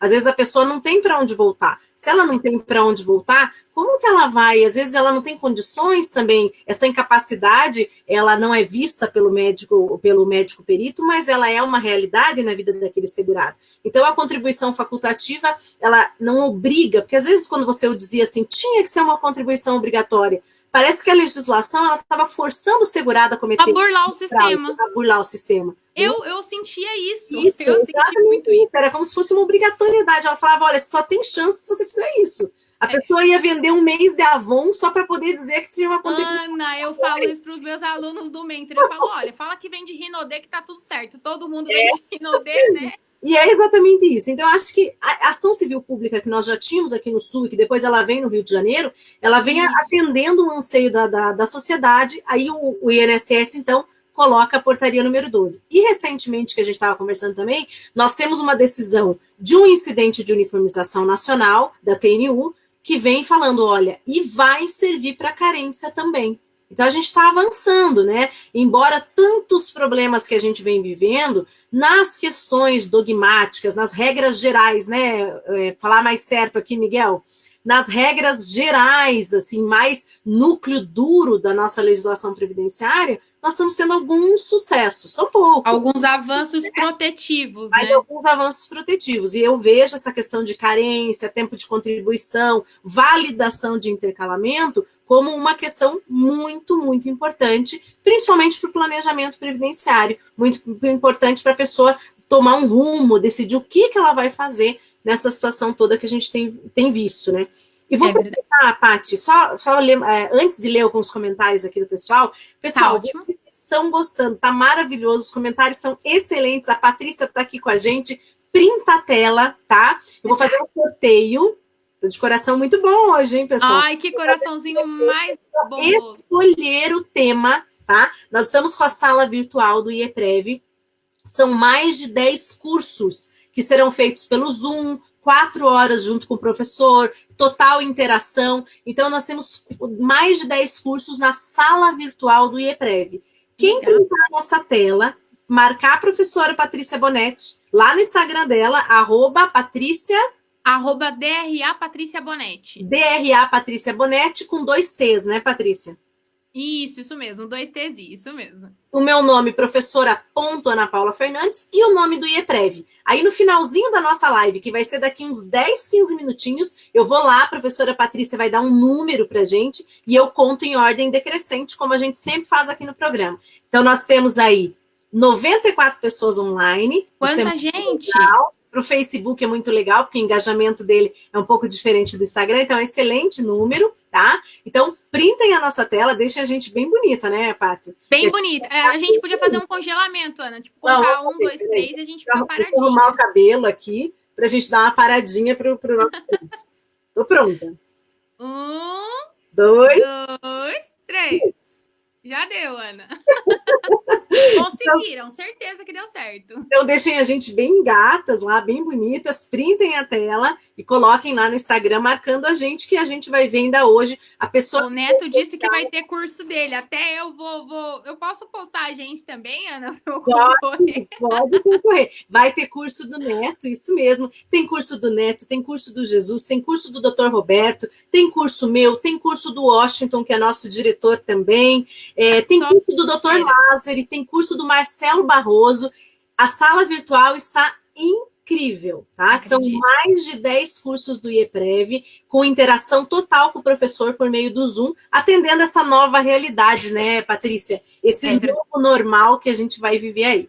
E agora eu vou devolver a palavra para você, porque eu tenho mais uma coisa que eu quero que você fale para o pessoal, tá? Sim. Que a gente comentou hoje, até estou pegando aqui, que até o Roberto falou, Ana, fala que é importante falar da falta de respeito que existe do INSS com... Nós temos um processo judicial, e o processo judicial, ele cessa o benefício, mas manda reabilitar. E o INSS desrespeita a reabilitação. Queria que você falasse um pouquinho para o pessoal, às vezes o pessoal fica um pouco desgovernado, e os advogados, eles esquecem disso. Queria que você falasse, olha, passei pelo pente fino, benefício foi cessado, foi cancelado mesmo, mas havia na sentença do juiz uma determinação por reabilitação. Fala um pouquinho disso. Falo sim, Ana. É, inclusive, interessante porque eu acho que a gente não tem a cultura de pedir a reabilitação profissional. É algo que eu vim fazendo a implementação nos meus processos nos últimos 2 anos aí. Eu peço para que seja, então, ali concedido o benefício por incapacidade parcial. E se restar comprovado que essa incapacidade parcial é só para atividade que esse segurado exercia de forma habitual, mas que ele pode exercer uma outra, que ele seja habilitado ou reabilitado ali para o exercício de uma outra atividade. Se eu só aproveitar esse feeling, que é algo que eu acho muito importante, Ana, a gente sabe que para a maior parte dos benefícios previdenciários, a gente precisa, inclusive, da qualidade de segurado para que seja concedido, e o serviço de reabilitação e habilitação profissional é um deles. Mas é algo interessante que a gente não faz esse tipo de solicitação. É raro, inclusive, acontece de ter na sentença, acontece de algumas pessoas solicitar, mas é raro da gente ter esse pedido, e a gente esquece que isso também é algo que está lá previsto na assistência social. E que lá, Ana, a gente não precisa da famosa qualidade de segurado, porque a assistência social vai ser prestada para aquele de que dela comprovar necessitar. Então, é algo já para a gente começar aqui a falar sobre isso. E essa questão, então, da sentença prever uma reabilitação profissional e o INSS não implementar esse processo de reabilitação, a gente tem visto aqui, na verdade, várias questões que conseguem ser levantadas. A gente pode, a depender do caso, a depender, óbvio, do preenchimento mínimo necessário, mas ingressar ali com mandado de segurança, porque esse benefício ele foi cessado indevidamente, sem o devido processo de reabilitação, porque pode ser que no final desse processo de reabilitação o segurado fique apto para exercer outra atividade. Mas pode ser que ele não esteja apto para exercer nenhuma atividade, e então o INSS não poderia cessar esse benefício. Cessa o benefício sem passar pela reabilitação. Essa cessação ela é arbitrária, às vezes o segurado não pode realmente exercer nada e ele fica à mercê disso. A gente conseguiria ainda ingressar um novo processo judicial, caso fosse necessário, para pedir o cumprimento daquela parte processual que não foi respeitada nas vias administrativas quando do chamamento desse segurado, bem como um processo próprio inaugural, ou até mesmo um processo próprio inaugural no INSS na via administrativa, para que a gente conseguisse aqui o exercício, a efetivação dessa reabilitação profissional já decidida no processo judicial. E não só no processo judicial, eu diria, né, Ana? Porque é um serviço que a gente consegue pedir ele de maneira autônoma também no INSS e infelizmente só não é utilizado aí pelos representantes legais ou pelos próprios segurados. Excelente, Patrícia. Eu estava aqui só olhando os comentários, já chegou meu marido ali, deixa eu mandar um beijo para ele, né? Para o marido tem que mandar, né? Valorizar aqui a presença do marido, né? E aí também quero mandar um grande abraço para a Vera Queiroz, que o Bernardo citou ela, minha grande amiga. A Vera Queiroz está aí. Um beijo enorme para ela. Grande incentivadora do meu ingresso no mestrado, viu? A Vera é incrível, viu? Eu tenho que dizer. E eu tô com Grandes saudade dela, tô incentivadores. com saudade dos nossos cafezinhos, Vera. Tudo deve Ana, dar certo. eu vou baixar o olho aqui só porque eu tô repostando o pessoal aqui, porque tem muita gente postando a gente lá, viu? O pessoal tá postando. Não, pode ficar à vontade aí, que enquanto isso eu vou mandando beijo aqui. Quero mandar beijo para Neide Elias, já mandei para o Anderson, quero mandar para Helena Pancotti, Luísa Helena Pancotti também, que ela estava por aqui, né? Deixa eu ver quem mais aqui. O Bernardo Wagner, Érica Alessandra, o Emanuel, aqui mandando os beijos aqui todos possíveis, a Giovana Delavecchia, a Ana Enes, a gente conversou hoje, né, Ana? Então, a Ana também é uma aluna super querida. E na hora eu não reconheci, depois eu liguei de volta para ela. Olha como eu tô ficando louca, gente. Liguei de volta. Ana, não reconheci você, não foi? Foi bem maluco, né?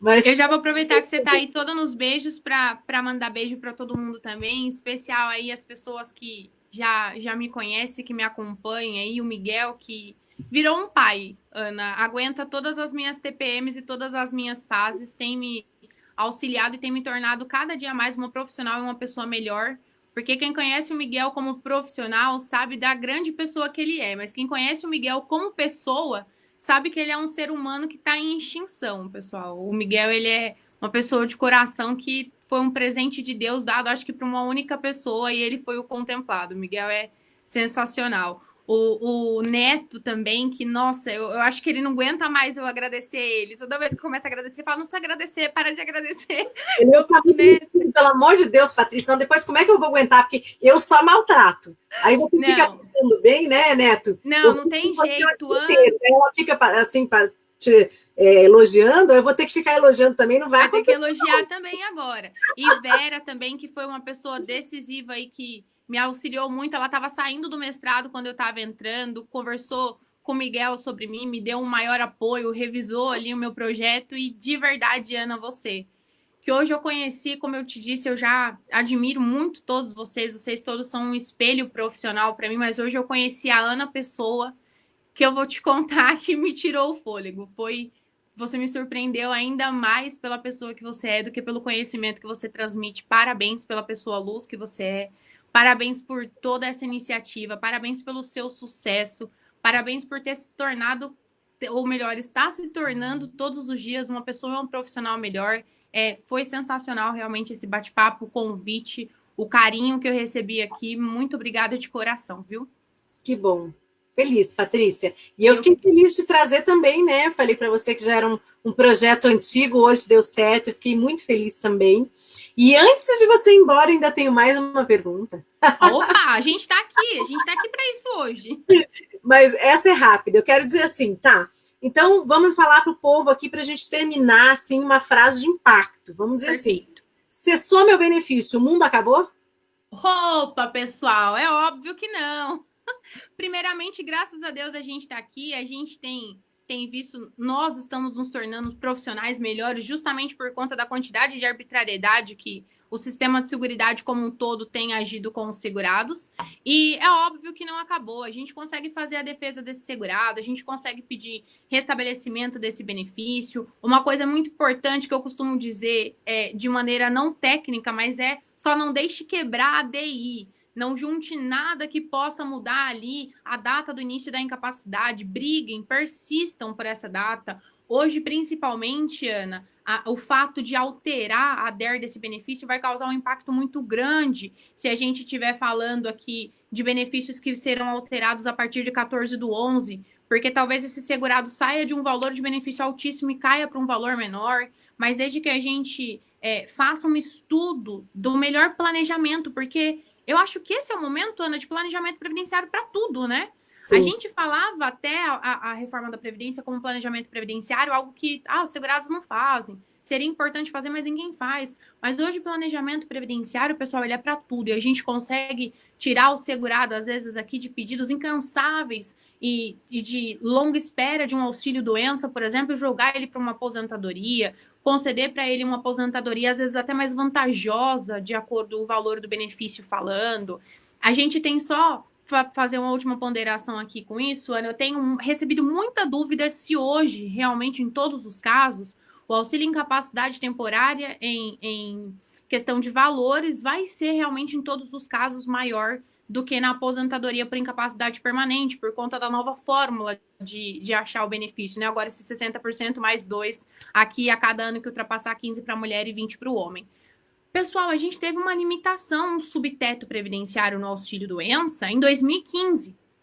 Então, independentemente dessa questão do benefício de natureza acidentária, que daí a gente sabe que vai manter por hora o 100%, e a gente viu que na PEC paralela, Ana, eles estão tentando trazer ainda mais duas possibilidades de 100% das aposentadorias, que são aquelas aposentadorias neurodegenerativas e aquelas incapacidades que transformarem o segurado em deficiente. Mas antes mesmo disso, a gente tem a possibilidade de talvez, mesmo sendo com um coeficiente menor de aposentadoria, a RMI ser mais vantajosa do que o auxílio-doença, se esse auxílio-doença estiver limitado pelo subteto da legislação de 2015. Então, a gente tem só que fazer um planejamento previdenciário. Documentação... Vou fazer só 2 comentários. Pessoal, claro. Curso de planejamento do Dr. Roberto, ele fala, nossa, todas as opções, é muito bacana. E ele está terminando o livro também, eu vou dar um spoiler aqui. Ai, que legal! Eu contando, né? Amanhã o chefe pega a minha orelha, eu tô perdida. Mas eu quero contar que ele está terminando o livro de planejamento, vai ficar realmente incrível. E eu quero falar também do livro do Sérgio, aproveitar, né? Fazer propaganda do livro do Sérgio Jeromes, assumiu nossa diretoria de cálculos, está um sucesso. A gente tem trabalhado aí, ele me arrasta para o cálculo junto, que no fim das contas, como eu ajudo o Roberto aí aos controles das equipes, acabo aí trabalhando também. Até eu fazia muito tempo que eu não fazia cálculo, sabe, Patrícia? Porque eu fazia muito no escritório na época que eu advogava, mas fui aí enredada para dentro dos cálculos de volta e estou envolvidíssima com as fórmulas e tudo mais. E eu quero agradecer ao Sérgio por toda a dedicação e dizer que o Sérgio faz uma ponderação bacana referente àquilo que você citou, que é a questão de você vir, né, do auxílio-doença, se for o caso, para a aposentadoria do deficiente. Só que agora a gente tem que ficar bem de olho, né, porque é uma possível revisão aí também, porque o INSS vem querendo aplicar o artigo 29 só para o lado positivo, né? Eu acho engraçado. Sim. Como é que chama? O melhor dos mundos, né? Miguel não... o melhor dos dois mundos, né? O INSS quer. Limita de um lado e depois tira do outro. Então é assim, eu vou revitalizar o 29 para poder aplicar ele ainda para a aposentadoria do deficiente, mas a média não vai excluir os 20% menores, né? Aí não dá, que aí não dá. Brincadeira, né? Exatamente. Fala que vai manter tudo como era anteriormente, mas vai mudar uma parte. Não está escrito em lugar nenhum, mas vai ser alterado. É incrível isso, né? E manda um beijo aqui, Patrícia. A Neide Elias está pedindo um beijo pro neto dela. Ela falou que é netinho, né? Mas já tá para 18 anos hoje. Né? Um grande beijo pro seu neto. Feliz aniversário. Que Deus abençoe muito a vida dele. Que ele consiga realizar aí todos os sonhos que ele tenha. Parabéns para ele. Quero agradecer a Viviane pelo carinho nas palavras, né? Agradecer a Selma Reis, que elogiou muito aqui também. Agradecer o Miguel. Miguel, a gente é suspeito, né? Porque a gente, né, ficamos sempre elogiando um ao outro, então, mas eu te agradeço muito pelo teu carinho. Agradecer a Márcia Nelly. O pessoal gostou muito de você, Patrícia. Nós vamos ter que combinar de volta, ó. Fechado, gente. Eu que gostei muito de estar aqui. Muito obrigada mesmo pelo espaço. Obrigada aí. Olha, são 10h30 da noite, Ana. Ao invés das pessoas estarem maratonando aí Netflix, eles estão aqui escutando a gente, falando de previdenciário. Muito obrigada de coração, pessoal. E segue lá, o arroba, se eu puder puxar uma sardinha aqui, Ana, o arroba DRA Patrícia Bonetti. Ultimamente eu tô meio ausente, porque, como eu disse para vocês, eu tô aqui na fase final agora. Se Deus quiser, aí daqui 2 meses, eu tô com o Miguel aí entregando, fazendo a minha defesa da dissertação. Até o final do ano vai dar tudo certo e teremos mais uma mestre em Direito Previdenciário em nome do Senhor Jesus. E, por enquanto, eu tô meio sumida, pessoal, mas eu sempre posto bastante coisa interessante. Eu criei um grupo de Telegram também para conversar com o pessoal, para passar informação de qualidade, que nesse momento, principalmente, é muito importante. Quantas vezes a gente escutou falar desse negócio de pente fino, por exemplo, tudo errado, né? Olha, foi bom. Milagrosas, fórmulas milagrosas. Com as lives, né? As lives, elas proliferaram de uma forma incrível agora no momento da quarentena, mas muita coisa sendo dita errada. Então tem que ter cuidado para passar a informação, a gente tem que ter certeza. Com Então, certeza. a Patrícia está falando uma coisa bem importante. Pente fino não é aquilo. Às vezes a pessoa faz uma primeira leitura da norma quando ela sai hoje e grava uma live amanhã cedo. Impossível! Estão todas equivocadas, né? O Miguel, inclusive, isso daí que tá congelado aí, ele falou: Patrícia, veja como vale a pena aprofundar os estudos da laço para atuação acadêmico profissional. Parabéns. Parabéns você, Miguel, por toda a reconstrução de Patrícia que você fez. Até cheguei a comentar com a Ana aqui antes, pessoal, da gente entrar, que eu, apesar de ter tanto tempo aqui de advocacia e tá aqui no mestrado há mais ou menos 1 ano e meio, 1 ano e 6 meses mais ou menos, eu me tornei uma profissional melhor. A gente estava conversando que essa questão do aprofundamento, do conhecimento técnico nos torna cada dia melhor. E é exatamente isso. Não tem como você ler uma legislação agora, aí falar, beleza, só tem 5 artigos, já entendi tudo e entrar numa live para falar, porque às vezes tem várias interpretações, às vezes aquela não é a melhor interpretação, às vezes aquilo ainda não está regulamentado e vai mudar totalmente o sentido daquela informação que você vai passar pela metade. Então, essa informação que a Ana passou realmente é muito importante a gente tomar cuidado com tudo que a gente escuta nesse momento pandêmico, porque literalmente tem de tudo sendo falado aí nesse momento. Mandar um grande abraço aqui também para a Dona Maria Valentina. Dona Maria Valentina é uma aluna muito querida, né? Uma aluna, não, ela é aluna, mas ela é muito professora, foi servidora há muitos anos, tem um conhecimento enorme. Acredito. Foi comigo, quando eu fui relatora do enunciado 35, acho que já faz aí uns 7, 8 anos atrás, quando eu estava ainda no CRPS, fui relatora do enunciado 35, foi um enunciado pesado, né? Eu sofri muita pressão aí por parte do INSS na época para retirar o meu voto nesse processo. E a Maria Valentina foi comigo até Brasília, ficou fazendo as orações dela lá, porque até ameaçada, né, de ser presa na audiência. Acredito! Então, eu quero mandar um grande abraço para ela, mandar um abraço para a Ana Enes, que a Ana já mandei hoje, né? E eu vou aproveitar, Patrícia, eu vou te passar a palavra, agradecer aqui o Neto, que está também elogiando a nossa live, foi um sucesso, bom mesmo. E as pessoas gostaram muito de te conhecer melhor, Patrícia. Eu gosto da live, porque a live ela é uma oportunidade para a gente modificar os temas, falar um pouco mais aprofundado, tratar de outros vieses, digamos assim. E aí a gente tem essa oportunidade maravilhosa também das pessoas entenderem um pouco mais sobre a gente, né? Conhecer um pouco mais, isso é tão bacana, porque a gente vive num mundo hoje que tem muito preconceito. Então, assim, eu postei lá a minha comida, eu postei uma viagem, as pessoas já vão fazendo interpretações sobre a gente, não é verdade? Os seus juízos de valores daquilo que lhes convém, né, Ana? Exatamente. E aí, no caso, a Ana N está querendo saber sua idade, a gente não vai contar, Ana. Não vai contar? Ô, Ana, deixa eu contar, porque eu tô prestes a fazer aniversário, vai que eu recebo presentes em casa. Não, e outra coisa, eu já vi, porque eu vi você falando que estava se sentindo mais velha. Não, menina, gente, eu já tô com aquele problema de pré-aniversário, sabe? Eu já fiquei meio chateada, pensando. Deprimida, né? Meu Deus, será que eu já fiz tudo que eu tinha realmente que fazer? Mas tá certo, gente. Se eu fizer mais alguma coisa, o Miguel me mata, porque ele vive dizendo pra eu parar e respirar. Mas tá tudo certo aí. E eu tenho que rir, gente, porque essa tristeza toda dela, ela nem chegou nos 30, né? Eu no que vem já faço 40. Ai, então, nossa, Ana. Que dar risada, que Deus abençoe que todos nós que estejamos aqui, quando chegar na sua idade, tenha metade do conhecimento e seja metade da profissional que você é, minha querida, porque tá ótimo. Obrigada. Mas eu tô rindo do teu sofrimento pelos né? Você tá longe dos 30 e já tá sofrendo. Não, mas tá chegando lá. Eu faço agora dia 2 de julho. Anotem aí, já que vocês perguntaram, para mandar presente para mim. Brincadeira, pessoal, mas agora eu faço 26 anos agora, Ana. Entrei na faculdade, eu tinha 17 anos. Inclusive, a gente comentou um pouquinho, eu vi um pessoal aí, acho que tinha um aluno meu aqui, Ana, que por coincidência, estava na minha primeira turma da monitoria lá no Legale, quando eu iniciei.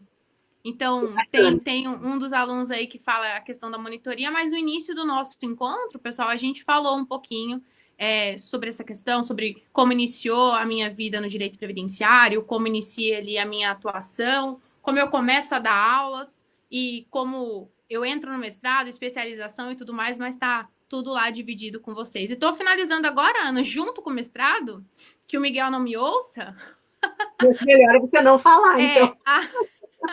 é uma pós-graduação em Direito Empresarial, Previdenciário e Previdência Privada. Achei que era algo que era necessário, né? Principalmente nesse momento que a gente tem. E aí estou finalizando aí agora, vou ser mestre em Direito Previdenciário e especialista em Previdência Privada e Direito Empresarial Previdenciário também. Ah, que bom você falar disso, porque eu já estava esquecendo, o Neto cantou a bola ali e eu não falei. Pessoal, a gente está lançando uma nova pós em Direito Empresarial, aproveita aqui essa oportunidade para falar para vocês, né?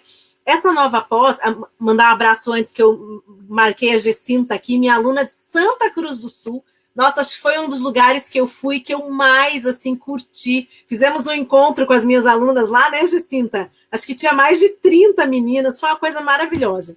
E mandar um abraço para a doutora Jane, né? Que eu fui para lá por causa dela. A Jane Bervang é a pessoa que me acolheu muito bem quando eu fui diretora do IBDP. Adoro ela, tenho um carinho muito especial. E esse grupo que a Gessinta faz parte, eu fui para lá por causa da Jane. Mas tentando, nós já estamos aqui, né? Dialogando aqui, né? Esquecendo da hora. Batendo um papo. Esquecendo da hora.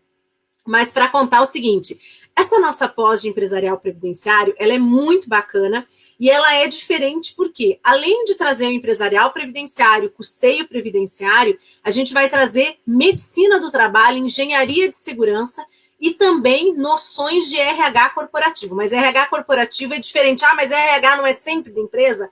Mas o RH corporativo em questão é aquele RH que discute também regras de compliance internas. Então, a pós vai ser maravilhosa. Olha o Neto me cobrando, gente. Vocês acham que a vida é fácil? A gente briga. Achei que tinha esquecido, olha lá, tá vendo? A gente briga igual a irmã mais velha, óbvio, né? Porque ele é mais novo. Bebê, inclusive, eu sempre falo isso. Mas a gente briga igual o irmão, tá, gente? Então eu esqueci, ele estava aqui me chamando a atenção. Brigando já. Mas só para dizer que a gente divide a coordenação, eu, o Neto e o Rafael. Rafael é professor, mestre, doutor em Direito Tributário, né? Eu na área de Direito Econômico e Previdenciário, e o Neto na área de Medicina do Trabalho, Ergonomia, e também discutindo algumas questões aí de segurança e saúde da engenharia, que ele tem especialização também aí em várias áreas dentro de ergonomia e outras áreas também. Neto, agora, né, fiz até a propaganda do seu currículo. Estamos de bem. Tudo certo, já tá tudo certo, não pode mais nem brigar. E após... Olha, eu acho que eu repostei todo mundo aqui também, viu? Hã? Acho que eu fiz o repost de todo mundo aqui, foi bastante gente. Eu acho que deu umas 27 nas minhas contas aqui. O pessoal tá pedindo aí o sorteio aí, ó. Agora eu vou te pedir um número, Patrícia. Eu contei 27 aqui, tá? Você contou 27? 27 é o meu número da sorte, gente. Eu sou suspeita. Na verdade, é o número da sorte do meu marido, porque foi o dia que ele me conheceu, né? O presente, então, é dele, óbvio. Então, só um pouquinho, Anderson, teu número da sorte, você se lembra qual é, por favor? Porque, né? Por gentileza, alguém se manifesta, né? Eu quero contar para vocês que, no meu caso, esse número da sorte dele foi há 21 anos atrás. Então, no meu caso, foi há quase 10, Ana, porque eu sou precoce em tudo na minha vida. Meu primeiro namorado virou meu marido.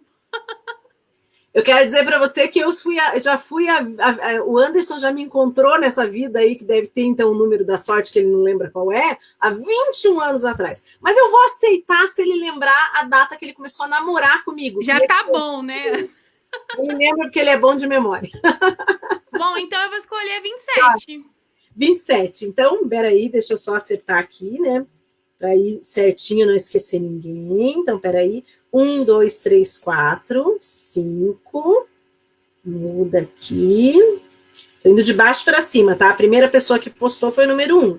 6, 7, 8, 9, 10, 11, 12, 13, 14, 15, 16, 17, 18, 19, 20, 21, 22, 23, 24, 25, 26, 27. Não acredito.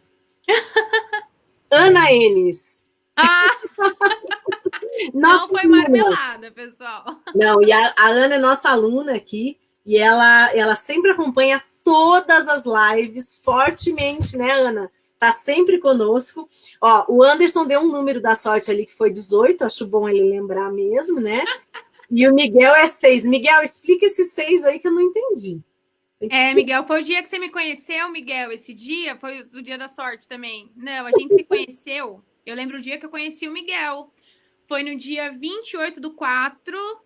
Não, 28 do 5 de 2018 foi o primeiro momento que eu tive com o Miguel. Foi quando a gente se viu pela primeira vez lá na PUC. Tá vendo, Miguel? Você marcou a minha vida. O dia que a gente se viu o primeiro momento lá na PUC. Muito bom. Mas você sabe que eu tenho uma memória, mas assim, eu tenho uma memória fora do sério, né? O Anderson até, se ele tiver aí, ele vai comentar. Não é muito legal a parte dele nesse caso, então ele vai comentar que ele não gosta dessa sua parte. Mas eu tenho uma memória, assim, fora da realidade mesmo. Sempre fui. Teve uma época que eu estava muito estressada e eu dei uma perdida, assim, na memória. Miguel diz que é dia de encontro de alma gêmea, Ana. Ah, muito bom, Miguel. Você saiu muito bem, viu? Mas essa coisa de memória, eu me lembro assim, quando eu encontrei a pessoa, o evento que era, a roupa que eu tava, mais ou menos que hora do dia. Pode passar 20 anos, assim. Meu Deus. E assim, sempre. Então você teve uma falha aí, Ana. Então eu vou te corrigir numa coisa. A gente não se conheceu, a gente não se falou a primeira vez no congresso. Mas aí, aí você vai me matar em público, porque eu vou dizer pra você que eu não lembro, então. Vou, porque a gente almoçou juntas, acho não, no dia da minha primeira monitoria, eu tava monitorando o professor Tel, a gente almoçou juntas. Não, mas é que quando eu fui falar em Fortaleza, foi a primeira vez que eu vi você. A gente teve um contato real. E como palestrante. Sim. E daí foi a primeira vez que eu te conheci e falei, olha, foi a primeira vez que eu te conheci, assisti tua palestra, né? Sim, é verdade. Aí foi realmente a primeira vez, porque aí foi quando a gente foi palestrar no mesmo evento juntas, viu? É verdade, a gente foi palestrar no mesmo evento juntos. A primeira vez que a gente se conheceu foi no carnaval, no meio daquela loucura, você carregando a mala porque tava indo viajar para dar aula. Carregando a mala. Nossa, nem me fale, o que foi aquele dia, né? E foi aquele dia. Tinha uma bagunça lá na frente, eu não conseguia chegar até o táxi. É verdade. Mas, Ana, mais uma vez, muito obrigada. Obrigada aqui por ter aberto tanto tempo para a gente falar, por ter dado a oportunidade das pessoas conhecerem um pouco melhor sobre tudo, sobre mim, sobre quem é a Patrícia Bonetti, quem é a profissional Patrícia Bonetti. Eu acho isso muito interessante. Eu acho isso muito legal, inclusive, essa abertura de portas. O Miguel também abriu várias portas para mim. Fui professora assistente lá do Miguel na PUC, na graduação da PUC, por confiança dele. E agradeço mais uma vez a sua confiança de estar aqui para falar um pouquinho, dividir um pouquinho do conhecimento do pessoal que a gente vai adquirindo aí com dia a dia de estudo e imposição prática, né? Porque, infelizmente ou felizmente falando, tem a necessidade da junção das duas coisas para a gente se tornar um profissional aí de excelência, pelo menos tentar se tornar, né? Não, excelente, Patrícia, foi muito bom também. Eu agradeço a tua presença em meu nome, né? Em nome aí do IEPREV, em nome do Dr. Roberto também. A gente fica muito feliz quando as pessoas doam um pouquinho do nosso tempo para os nossos seguidores, para eles aproveitarem. Aqui é sempre muito descontraído, a gente tem muita brincadeira, muita risada no final, né?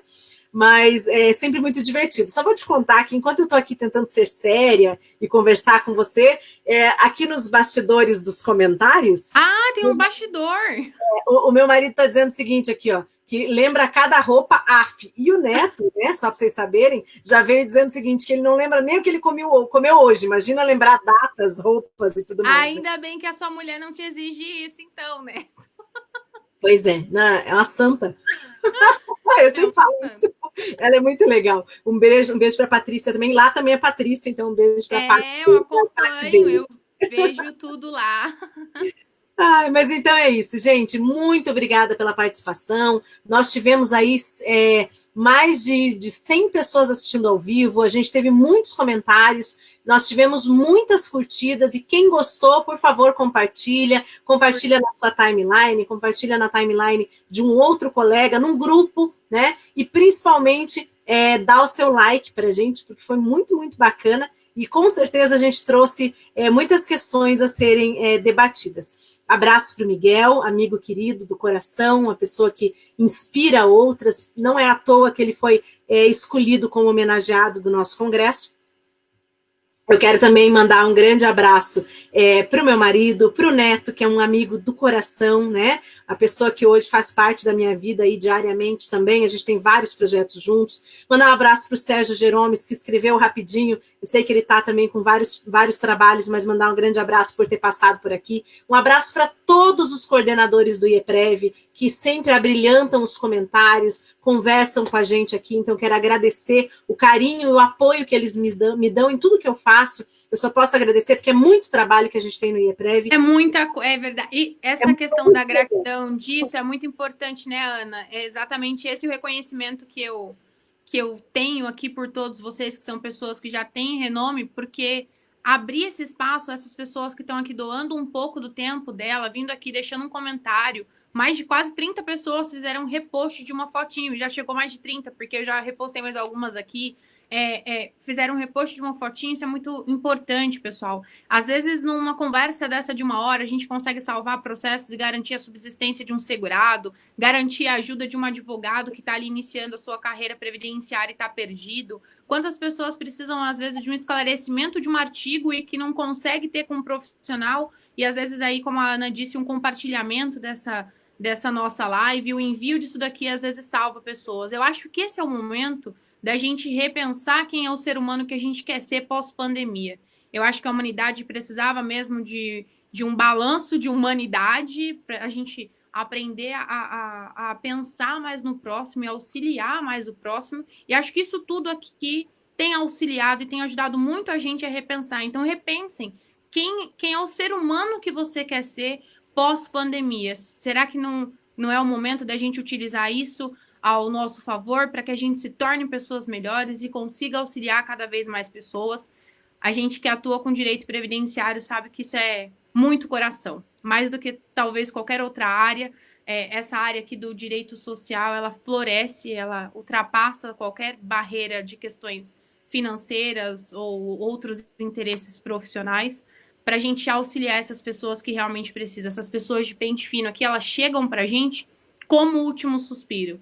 Então, parabéns aí para a Ana nessa influência toda aí do bate-papo. Parabéns para o IEPREV pelo apoio à Ana aqui, inclusive, de colocar esse tipo de projeto que chega a tantas pessoas, né, Ana? Que não cobra da pessoa um valor para que tenha uma informação de qualidade, pessoal. Parabéns realmente para todo mundo e para vocês que escolheram estar aqui, porque o sucesso, eu costumo dizer que ele não tem um segredo para chegar no sucesso, mas você precisa primeiro traçar um objetivo e manter-se no foco dia após dia, porque o sucesso ele é garantido se você se torna uma pessoa que se esforça dia após dia para ter essa colheita lá na frente. Então, parabéns para todo mundo mais uma vez, viu?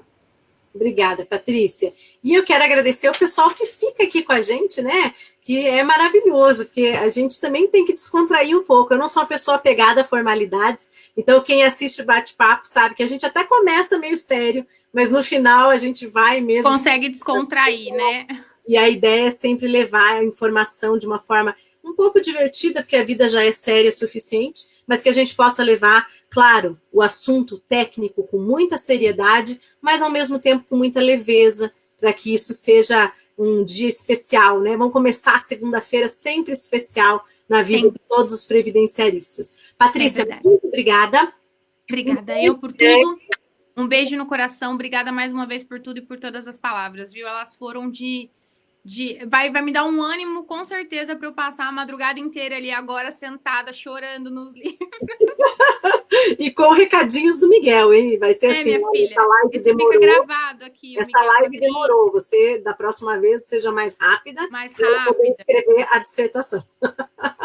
Eu não tenho nem trabalhado, Ana. Vivo para essa dissertação, mas vai dar tudo certo. Em breve a gente vai ter algo aí muito interessante com a contribuição de bastante profissionais aí, a respeito desse tema também que é tão bacana e que ainda é tão novo no direito social, apesar de eu trazer bastante coisas lá de longa data dessa questão de critério biopsicossocial para auxiliar a gente aí em mais uma forma de defesa nesses benefícios por incapacidade. Se Deus quiser, em breve tem novidades para o pessoal aí. Excelente. Deixa eu aproveitar e falar para o pessoal, nós temos um evento sexta-feira, tá? O evento com os diretores do IEPREV, então, vai ser muito bacana, Miguel vai participar, o Jesus vai participar, nós temos também a participação do Mauro Rauch, temos participação do Dyson Portanova, temos a participação de diversos dos nossos coordenadores, Fernando Calazans, aqui eu até seria injusta porque eu vou acabar esquecendo de falar algum... Esquecendo de alguém, né? Mas só para falar para vocês, nós temos a Gisele Canton também, que é minha sócia, então a gente vai tratar de muitos temas repetitivos de controvérsia.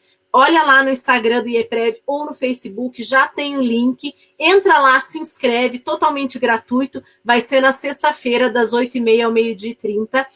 Nós temos o Marco Seral, vai fazer a abertura, falando da sistemática de repetitivos no Brasil. Então, assim, vai ser muito, muito bacana. Miguel vai fazer também falando a respeito dos acordos, a capacidade da Procuradoria em fazer acordos, a limitação, todas essas questões. Vai ser muito legal, gente. Então, deem uma olhadinha lá, tá? Que é mais aí um projeto que a gente tem do IEPREV para aproveitar, levar um pouco de informação nesse momento do isolamento. Mandar um abração para o Giovanni, amigo querido do meu coração. Um grande beijo, Giovanni. Obrigada aí por estar aqui. Você sabe o quanto especial você é, pelo visto para nós duas, né? Esse daqui, então, ninguém briga com ele, a gente só gosta dele.